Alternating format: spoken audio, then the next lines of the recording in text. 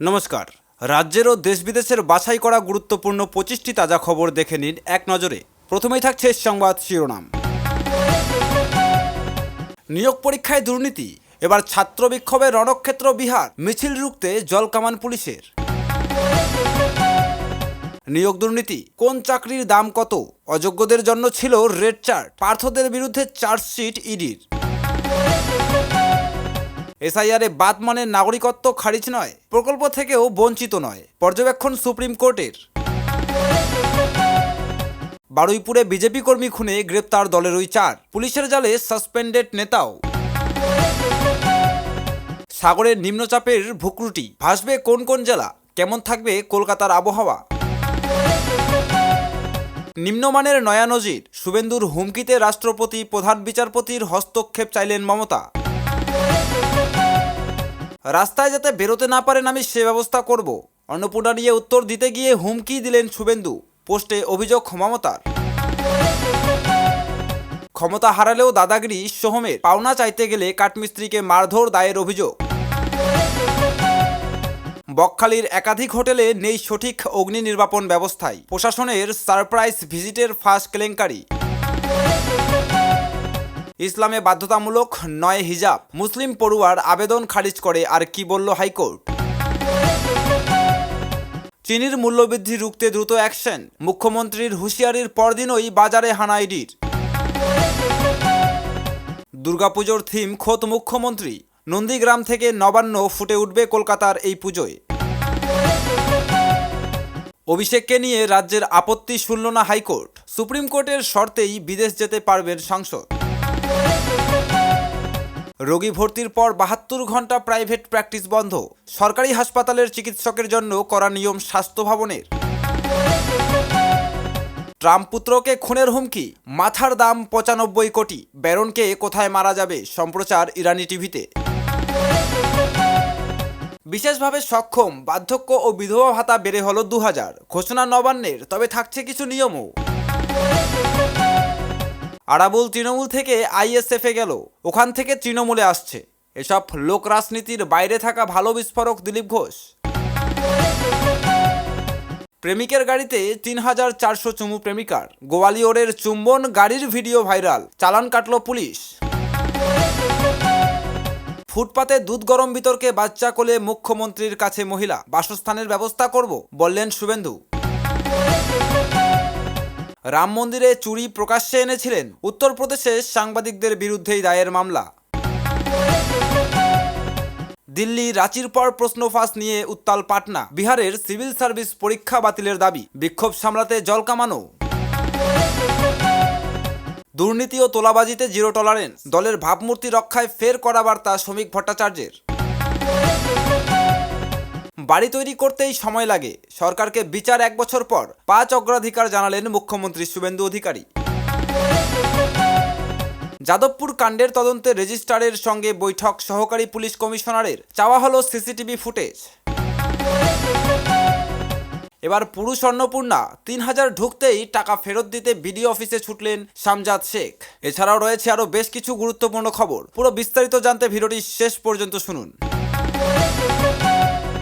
ঝাড়খণ্ডের পর বিহার, এবার সরকারি চাকরি পরীক্ষায় অনিয়মের অভিযোগ তুলে পথে চাকরি প্রার্থীরা। রাজ্যের 70তম পাবলিক সার্ভিস কমিশনের পরীক্ষা বাতিল করে নতুন করে পরীক্ষার দাবিতে মঙ্গলবার সকাল থেকেই বিক্ষোভ শুরু করেন তারা। পরিস্থিতি সামাল দিতে পদক্ষেপ করে পুলিশ। এদিন সকালে পাটনার গান্ধী ময়দানে জমায়েত হন হাজার হাজার চাকরি প্রার্থী, সেখান থেকে বিশাল মিছিল শুরু করেন তারা। তাদের হাতে ছিল প্লেকার্ড, স্লোগান দিতে দিতে তারা মুখ্যমন্ত্রী সম্রাট চৌধুরীর বাসভবনের দিকে এগোলে পুলিশ তাদের বাধা দেয়। ব্যারিকেড লাগিয়ে মিছিলকে আটকানোর চেষ্টা করে পুলিশ, কিন্তু ব্যারিকেড ভেঙে মিছিল এগিয়ে যায়। এরপরই বিক্ষোভকারীদের সঙ্গে পুলিশের খণ্ডযুদ্ধ বাধে, মুহূর্তেই রণক্ষেত্রের চেহারা নেয় পাটনা। বিক্ষোভকারীদের ছত্রভঙ্গ করতে লাঠিচার্জ করে পুলিশ, পাশাপাশি ব্যবহার করা হয় জলকামানো। আটক করা হয়েছে বেশ কয়েকজন বিক্ষোভকারীকে। তবে এই বিক্ষোভ কেবল ৭০তম বিপিএসসি পরীক্ষা বাতিলের দাবির মধ্যেই সীমাবদ্ধ নয়। শিক্ষক নিয়োগের টিআরওই ৪ সহ বিভিন্ন সরকারি নিয়োগ পরীক্ষা নিয়ে পরীক্ষার্থীদের একাধিক দাবি রয়েছে। বিক্ষোভকারীদের বক্তব্য, নিয়োগ প্রক্রিয়ায় স্বচ্ছতা নিশ্চিত করতে হবে এবং পরীক্ষাগুলি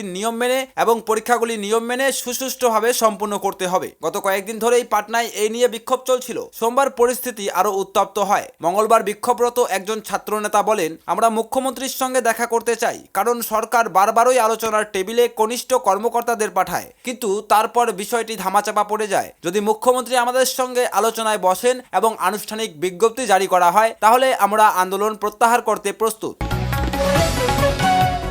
চাকরি পাওয়ার কি নির্দিষ্ট দাম ছিল? স্কুল সার্ভিস কমিশনের নিয়োগ দুর্নীতি মামলায় এমনই বিস্ফোরক দাবি করেছে ইডি। কেন্দ্রীয় তদন্তকারী সংস্থার দাবি, অযোগ্য প্রার্থীদের চাকরি পাইয়ে দিতে পদ অনুযায়ী নির্দিষ্ট টাকা নেওয়া হতো। গ্রুপ সি পদে চাকরির জন্য দিতে হতো ১৫ থেকে ১৬ লক্ষ টাকা, আর গ্রুপ ডি পদে চাকরির দাম ছিল ১০ থেকে ১২ লক্ষ টাকা। সোমবার এই মামলায় চার্জশিট জমা দিয়েছে ইডি। সেখানে প্রাক্তন শিক্ষামন্ত্রী পার্থ চট্টোপাধ্যায়, তার ঘনিষ্ঠ অর্পিতা মুখোপাধ্যায় ছাড়াও মধ্যস্থতাকারী হিসেবে অভিযুক্ত কুন্তল ঘোষ এবং প্রসন্ন রায়ের নাম রয়েছে। দীর্ঘদিন জেলবন্দি থাকার পর বর্তমানে পার্থ ও অর্পিতা দুজনেই জামিনে মুক্ত। তবে নতুন করে ইডির চার্জশিটে তাদের নাম উঠে আসায় মামলাটির ফের চর্চায় এসেছে। তদন্তকারীদের দাবি, শুধু টাকা নিয়ে চাকরি দেওয়াই নয়, নিয়োগ প্রক্রিয়ায় বিভিন্ন স্তরের কারচুপি করা হয়েছিল। টাকা দেওয়ার বিনিময়ে প্রার্থীদের র্যাঙ্কে বদল করা, অর্থাৎ র্যাঙ্ক জাম্প করানো হতো। এমনকি ওএমআর শিটেও কারচুপির অভিযোগ উঠেছে। প্যানেলের বাইরে নিয়োগ প্যানেলের মেয়াদ শেষ হয়ে যাওয়ার পরেও নিয়োগ এবং পুনঃমূল্যায়নের মাধ্যমে অনিয়মের মতো একাধিক পদ্ধতি ব্যবহার করা হয়েছিল বলে দাবি ইডির দাবি, এই নিয়োগ দুর্নীতির পরিমাণ ইতিমধ্যেই প্রায় ৬৩০.৪ কোটি টাকা বলে তদন্তে উঠে এসেছে। তবে তদন্ত এখনো শেষ হয়নি। নিয়োগে দুর্নীতির আরও পদ্ধতি ও লেনদেনের তথ্য সামনে এলে এই অঙ্ক আরও বাড়তে পারে বলেও কেন্দ্রীয় সংস্থার তরফে ইঙ্গিত দেওয়া হয়েছে। চাকরি প্রার্থীদের কাছ থেকে টাকা তোলার ক্ষেত্রে একটি সংগঠিত নেটওয়ার্ক কাজ করত বলে চার্জশিটে দাবি করেছে ইডি। মধ্যস্থতাকারী ও দালালদের পাশাপাশি প্রভাবশালী ব্যক্তিদের ভূমিকা নিয়েও তদন্তকারীরা প্রশ্ন তুলেছেন। তাদের দাবি, একজন অযোগ্য প্রার্থীকে চাকরি পাইয়ে দিতে পদ অনুযায়ী 10 থেকে 20 লক্ষ টাকা পর্যন্ত নেওয়া হতো। চার্জশিটে পার্থ চট্টোপাধ্যায়ের ভূমিকা নিয়েও গুরুতর অভিযোগ করেছে ইডি। তদন্তকারীদের দাবি, তৎকালীন শিক্ষামন্ত্রী হিসেবে এসএসসি এবং সংশ্লিষ্ট শিক্ষা প্রতিষ্ঠানগুলির উপর তার ব্যাপক কর্তৃত্ব ছিল। সেই সরকারি পদ ও ক্ষমতার অপব্যবহার করেই অবৈধ নিয়োগ প্রক্রিয়া পরিচালনা ও নিয়ন্ত্রণ করা হয়েছিল বলে অভিযোগ কেন্দ্রীয় সংস্থার। ট্রাইব্যুনালে কত মামলার নিষ্পত্তি হয়েছে? বাদ যাওয়া কতজনের নাম নতুন করে জুড়েছে তালিকায়? মঙ্গলবার এ নিয়ে জাতীয় নির্বাচন কমিশনের কাছে বিস্তারিত রিপোর্ট চাইল সুপ্রিম কোর্ট। এদিন শুনানিতে আদালত স্পষ্ট জানায়, এসআইআর এ নাম বাদ যাওয়া মানেই নাগরিকত্ব খারিজ নয়। ফলে বাদ যাওয়া বাসিন্দাদের সরকারি প্রকল্প থেকে বঞ্চিত করা যায় না। পর্যবেক্ষণ আদালতের, বাংলায় এসআইআর এ বাদ গিয়েছে লক্ষ লক্ষ ভোটারের নাম। যদিও তাদের অধিকাংশেরই দাবি, দীর্ঘদিন ধরে এ রাজ্যে থাকছেন তারা, রয়েছে বৈধ নথিও। ফলত এসআইআর এ নাম বাদ পড়ায় তাদের মনে জাঁকিয়ে বসে দেশ ছাড়া হওয়ার আতঙ্ক। পরবর্তীতে সুপ্রিম কোর্টের নির্দেশে ট্রাইব্যুনাল গঠন করা হয়। যাদের নাম এসআইআর এর প্রাথমিক পর্বে বাদ চলে গিয়েছে, তারা নতুন করে নাম তোলার আবেদন করতে পারেন এই ট্রাইব্যুনালে। নথি সব ঠিক থাকলে তাদের নাম ফের জুড়ে যাবে তালিকায়। সূত্রের খবর, ট্রাইব্যুনালে কম বেশি 7 লক্ষ আবেদন জমা পড়েছিল। এদিন ভোটার তালিকা থেকে বাদ পড়ার নাম পুনরায় অন্তর্ভুক্তি এবং আবেদন নিষ্পত্তি নিয়ে নির্বাচন কমিশনের কাছে বিস্তারিত তথ্য চাইল সুপ্রিম কোর্ট। কমিশনকে হালফনামা দিয়ে জানাতে বলা হয়েছে, ট্রাইব্যুনালে কতগুলি আবেদন এখনো বিচারাধীন, কতগুলি নিষ্পত্তি হয়েছে এবং কি ধরনের প্রতিকার চাওয়া হয়েছিল। কারণ বাদ পড়া ভোটারদের আবেদন এবং নাম বাদ দেওয়ার দাবিতে করা আবেদনের হিসেব আলাদা। এই শুনানিতেই আদালত স্পষ্টভাবে বলে, এসআইআর এ নাম বাদ যাওয়া মানেই নাগরিকত্ব খারিজ নয়। ফলে সরকারি প্রকল্পের সুবিধা থেকেও তাদের বঞ্চিত করা যায় না। উল্লেখ্য, এসআইআর এ বাদ যাওয়া মতুয়াদের একটা বড় অংশ সরকারি প্রকল্পের সুবিধা পাচ্ছেন বলেই খবর, কারণ তারা নাগরিকত্বের জন্য আবেদন করেছেন। তবে অনুপ্রবেশকারী তকমা দিয়ে যাদের নাম বাদ দেওয়া হয়েছে, তারা প্রকল্পের সুবিধা পাচ্ছেন না। কিন্তু যতক্ষণ না ট্রাইব্যুনালে মামলার চূড়ান্ত নিষ্পত্তি হচ্ছে, ততক্ষণ পর্যন্ত কাউকে বিদেশি তকমা দেওয়া যায় না। ফলে প্রকল্প বন্ধ করাও যায় না। রাজ্যের ক্ষমতায় আসার 3 মাসের মধ্যেই গোষ্ঠীদ্বন্দ্বের অভিযোগ বিজেপিতে। বারুইপুরে দলের আদি সক্রিয় কর্মী খুনের ঘটনায় গ্রেপ্তার হলো বিজেপিরই 4 সদস্য। এদের মধ্যে মূল চক্রী হিসেবে যার নাম উঠে এসেছে, সেই সুজন মণ্ডল বিজেপি থেকে সাসপেন্ডেড বলে জানা গিয়েছে। সোমবার রাতভর তল্লাশি চালিয়ে বারুইপুরের উত্তর টাঙ্গাবেড়িয়া থেকে 4 জনকে গ্রেপ্তার করেছে বারুইপুরের পুলিশ। মঙ্গলবার তাদের পেশ করা হবে বারুইপুর আদালতে। পুলিশ সূত্রের খবর, ধৃতদের নাম সুজন মণ্ডল, কৃষ্ণ মণ্ডল, কনক মণ্ডল ও অনিল নাইয়া।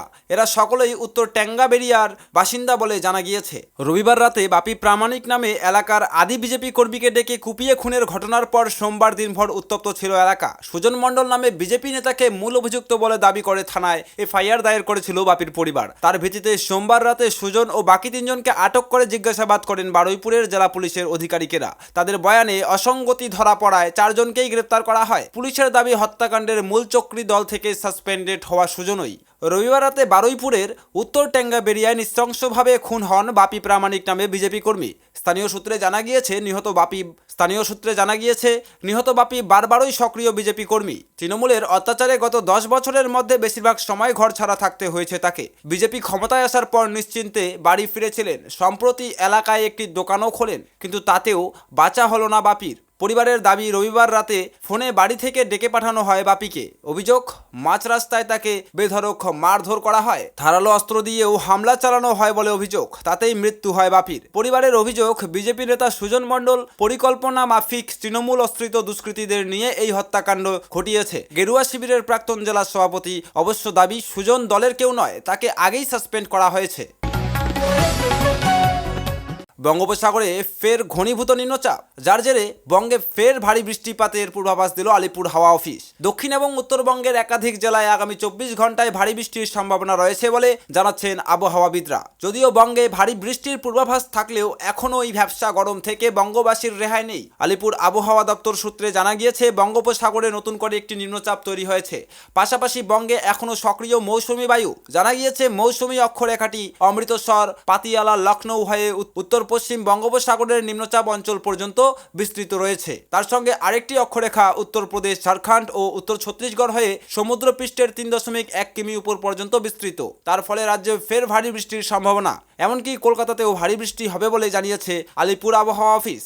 আবহাওয়াবিদরা জানাচ্ছেন, আজ মঙ্গলবার দিনভর কলকাতার আকাশ প্রধানত মেঘলা বা আংশিক মেঘলা থাকবে। বেলা বাড়ার সঙ্গে সঙ্গে বৃষ্টির তীব্রতা বাড়ার সম্ভাবনা প্রবল। ভারী বৃষ্টির জেরে শহরের নিচু এলাকা এবং ব্যস্ত সড়কগুলিতে ফের জল জমার আশঙ্কা প্রকাশ করা হয়েছে হাওয়া অফিসের তরফে। শুধু তাই নয়, এ বিষয়ে সতর্ক থাকার বার্তাও দেওয়া হয়েছে। এছাড়াও দক্ষিণবঙ্গের সমস্ত জেলাতেও বৃষ্টি চলবে বলে পূর্বাভাস। বিশেষ করে বাঁকুড়া, ঝাড়গ্রাম উপকূলবর্তী 2 জেলা অর্থাৎ পূর্ব ও পশ্চিম মেদিনীপুর ও দক্ষিণ 24 পরগনায় ভারী বৃষ্টির সতর্কতা জারি করা হয়েছে। বইতে পারে ঝড়ো হাওয়া। শুধু দক্ষিণবঙ্গ নয়, উত্তরবঙ্গের জেলাগুলিতেও সোমবার বজ্রবিদ্যুৎ সহ হালকা থেকে মাঝারি বৃষ্টির সম্ভাবনা। 30 থেকে 40 কিলোমিটার বেগে ঝড়ো হাওয়া বইতে পারে। মঙ্গলবার দার্জিলিং, জলপাইগুড়ি, কালিম্পং ও আলিপুরদুয়ারে ভারী বৃষ্টির পূর্বাভাস। বুধ ও বৃহস্পতিবার জলপাইগুড়ি, কোচবিহার ও আলিপুরদুয়ারে ফের ভারী বৃষ্টি হতে পারে বলে জানানো হয়েছে। হাওয়া বৃষ্টি হলেও গরম থেকে রেহাই নেই বঙ্গবাসীর। আর্দ্রতার ফলে বজায় থাকবে অস্বস্তি। আবহাওয়াবিদরা অবশ্য এই বিষয়ে এখনো কোনো সুখবর শোনাতে পারেননি। আপাতত ভ্যাপসা গরম সহ্য করতেই হবে রাজ্যবাসীকে। পশ্চিমবঙ্গের রাজনীতিতে সংঘাতের পারদ এবার এক নজিরবিহীন জায়গায় পৌঁছালো। সরাসরি মমতা বন্দ্যোপাধ্যায়কে প্রকাশ্যে দেওয়া এক হুমকির অভিযোগ ঘিরে চরম উত্তেজনা তৈরি হয়েছে রাজ্য রাজনীতিতে।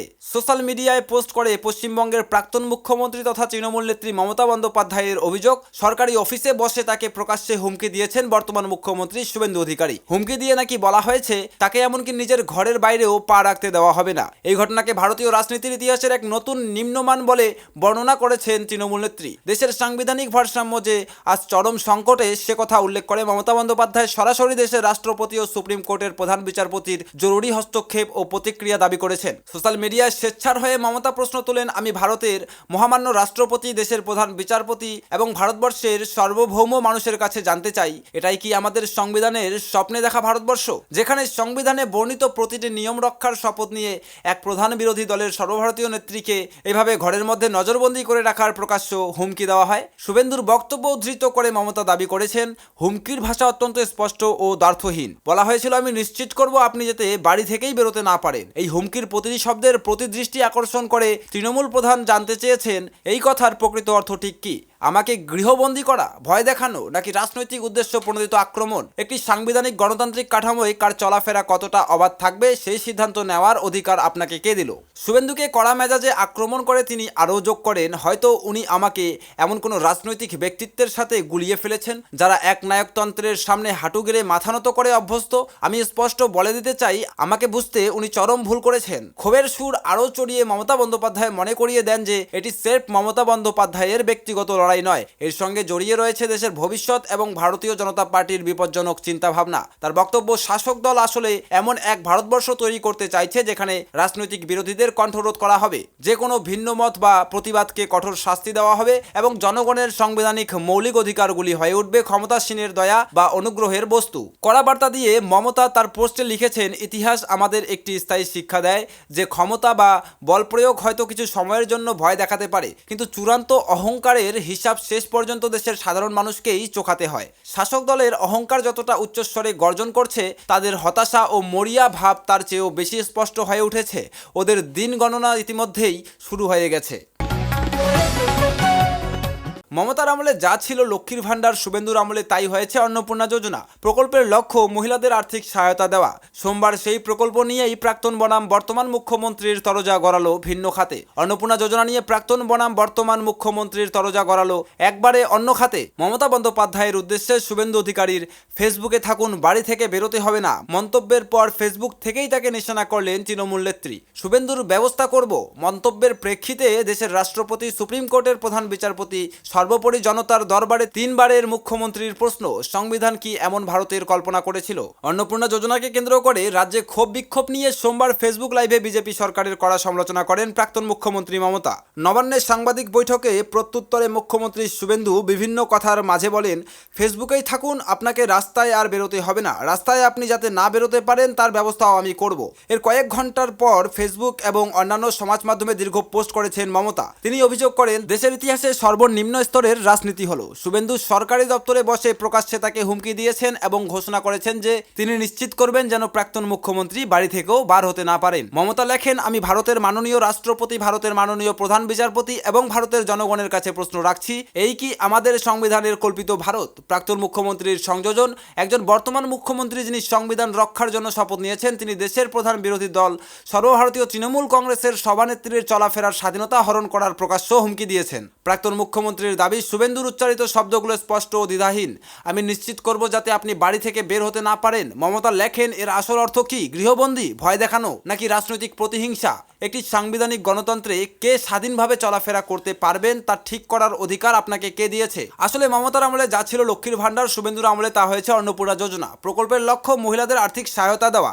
সোমবার সেই প্রকল্প নিয়েই প্রাক্তন মুখ্যমন্ত্রী বিঁধেছিলেন বর্তমান রাজ্য সরকারকে। পাল্টা বর্তমান মুখ্যমন্ত্রী সরাসরি তোপ দাগেন 3 বারের মুখ্যমন্ত্রীকে। দুই তরফই একে অপরকে অভিযুক্ত করেছে তোষণ এবং ভাগাভাগির রাজনীতি করার জন্য। শুভেন্দুর সরকারের অন্নপূর্ণা যোজনা নিয়ে গত কয়েকদিন ধরে জেলায় জেলায় মহিলাদের বিক্ষোভ দেখা গিয়েছে। অভিযোগ উঠেছে, প্রকল্পের জন্য যোগ্য হওয়া সত্ত্বেও প্রতিশ্রুতি মাফিক 3000 টাকা পাচ্ছেন না, সরকারি অফিসে গিয়ে হয়রানি হতে হচ্ছে। আবার এও প্রশ্ন উঠেছে যে ভোটের প্রচারে তো যোগ্যতার মানদণ্ডের কথা বলা হয়নি। তখন বিজেপি বলেছিল যারা লক্ষ্মীর ভাণ্ডার পেয়েছেন তারা প্রত্যেকে অন্নপূর্ণা যোজনার সুবিধা পাবেন, আর্থিক বরাদ্দ হবে ডবল। সোমবার ফেসবুক লাইভে ঠিক এই বিষয়েই তুলে ধরেন তৃণমূল নেত্রী মমতা। তার অভিযোগ, অন্নপূর্ণা যোজনার টাকা বাছাই করে দেওয়া হচ্ছে। মমতা বলেন, দেখে দেখে চেকে চেকে দিচ্ছেন, বর্ণ দেখে দিচ্ছেন। তার কিছুক্ষণ পরে নবান্নে সাংবাদিক বৈঠকে বসেছিলেন মুখ্যমন্ত্রী শুভেন্দু। এই প্রসঙ্গে পাল্টা তার খোঁচা, বাছাবাছি উনি করতেন, আমি করি না। শুভেন্দুর ব্যাখ্যা, উনি আবার ধর্ম নিয়ে ইঙ্গিত করেছেন। এর আগে বলেছিলেন আমি আছি বলে আছো, নইলে একটা কমিউনিটি 1 সেকেন্ডে শেষ করে দেবে। ওর ইঙ্গিত তো পরিষ্কার। তারপর পূর্বশরীর বিরুদ্ধে তোষণের রাজনীতির অভিযোগ করেন বর্তমান মুখ্যমন্ত্রী। উদাহরণ দিতে গিয়ে নিজের বিধানসভার একটি পঞ্চায়েতের তথ্য তুলে ধরেন তিনি। কাগজ উঁচিয়ে বলেন, 86% হিন্দু ধর্মাবলম্বী রয়েছেন এই এলাকায়, কিন্তু মমতার আমলে আবাস যোজনার সুবিধা পেয়েছিলেন মাত্র 2 জন। এমন ভুরি ভুরি উদাহরণ তার কাছে আছে। এই প্রসঙ্গেই তিনি তথ্য দেন, এ পর্যন্ত অন্নপূর্ণা যোজনায় 1,45,64,472 জনের অ্যাকাউন্টে টাকা ট্রান্সফার হয়ে গিয়েছে। তাদের মধ্যে মুসলিম বেনিফিশিয়ারি রয়েছেন 19,20,000। শুভেন্দুর কথায় যারা যোগ্য তারা হিন্দু না মুসলমান, বিজেপি না তৃণমূল দেখি না। 26-এর ভোটে গোহারা হেরেছেন। কেরিয়ারেও এই মুহূর্তে তেমন উল্লেখযোগ্য কিছু নেই, কিন্তু দাদাগিরি 16 আনা জারি রেখেছেন তৃণমূলের প্রাক্তন তারকা বিধায়ক সোহম চক্রবর্তী। সম্প্রতি এক কাঠমিস্ত্রি তার বিরুদ্ধে অভিযোগ তুলেছেন, পাওনা টাকা চাইতে গেলে অভিনেতা প্রথমে তা দিতে প্রত্যাখ্যান করে, এরপর বাড়িতে ডেকে মারধর করা হয় বলে অভিযোগ। এ বিষয়ে ওই কাঠমিস্ত্রি বেহালা থানায় সোহমের বিরুদ্ধে লিখিত অভিযোগ দায়ের করেছেন। অভিযোগকারীর নাম রাজ কাপুর শর্মা। অভিযোগ, মাস 1.5-2 আগে নিজের ফ্ল্যাটে আসবাবপত্রের কাজ করানোর জন্য তার সঙ্গে চুক্তি করেছিলেন প্রাক্তন বিধায়ক সোহম। রাজ তাকে সমস্ত হিসাবপত্র বুঝিয়ে দেন। প্রথম 30,000 টাকা অগ্রিম দেওয়া হয় কাজ শুরুর জন্য। সোহমের তরফে জানানো হয়, কাজ শেষ হয়ে গেলে বাকি টাকা দেওয়া হবে। সম্প্রতি সেই ফ্ল্যাটের কাজ শেষ হয়েছে, তাই নিজের পাওনা প্রায় 80,000 টাকা চেয়ে রাজ যোগাযোগ করেন সোহমের সঙ্গে। অভিযোগ, সোহম বাকি টাকা দিতে অস্বীকার করেন, জানান আর কোনো টাকা পয়সা তিনি দেবেন না। রাজ কাপুর শর্মা জানিয়েছেন, রবিবার তাকে ফোন করে বাড়িতে যেতে বলেন সোহমের এক নিরাপত্তা রক্ষী। সেই মতো তিনি সোমবার সেখানে যান, কিন্তু টাকা দেওয়ার নাম করে দীর্ঘক্ষণ বসিয়ে রাখা হয় বলে অভিযোগ। এরপর আর ধৈর্য রাখতে না পেরে রাজ বকেয়া টাকা চাইলে তার সঙ্গে প্রথমে দুর্ব্যবহার করা হয় বলে অভিযোগ। আর অভিযোগ, তার মোবাইল ফোনটি কেড়ে নিয়ে ব্যাপক মারধর করে রীতিমতো ঘাড়ধাক্কা দিয়ে বের করে দেওয়া হয়। এরপরই বেহালা থানায় গিয়ে সরাসরি সোহম চক্রবর্তীর বিরুদ্ধে মারধরের লিখিত অভিযোগ দায়ের করেছেন রাজ কাপুর শর্মা। এ নিয়ে এখনও অভিনেতার কোনো প্রতিক্রিয়া মেলেনি। এই প্রথম নয়, এর আগে বিধায়ক থাকাকালীনও সোহমের এহেন দাদাগিরি দেখা গিয়েছিল। সল্টলেকের এক হোটেলে শুটিং করতে গিয়ে মতান্তরের জেরে মালিক ও কর্মীদের সঙ্গে অসভ্য আচরণের অভিযোগ ওঠে তার বিরুদ্ধে। গাড়ি পার্কিং নিয়ে সমস্যা হয়েছিল সেবার, সেই জল গড়ায় বহুদূর। পরে অবশ্য সোহম নিজের আচরণের জন্য ক্ষমা চেয়ে নিয়েছিলেন। এবার কি করেন তিনি, সেদিকেই নজর। আজকের গুরুত্বপূর্ণ ঘটনাগুলি এখানেই শেষ। পরবর্তী আপডেটের জন্য সঙ্গে থাকুন এবং সঠিক তথ্য পেতে অপেক্ষা করুন। ধন্যবাদ।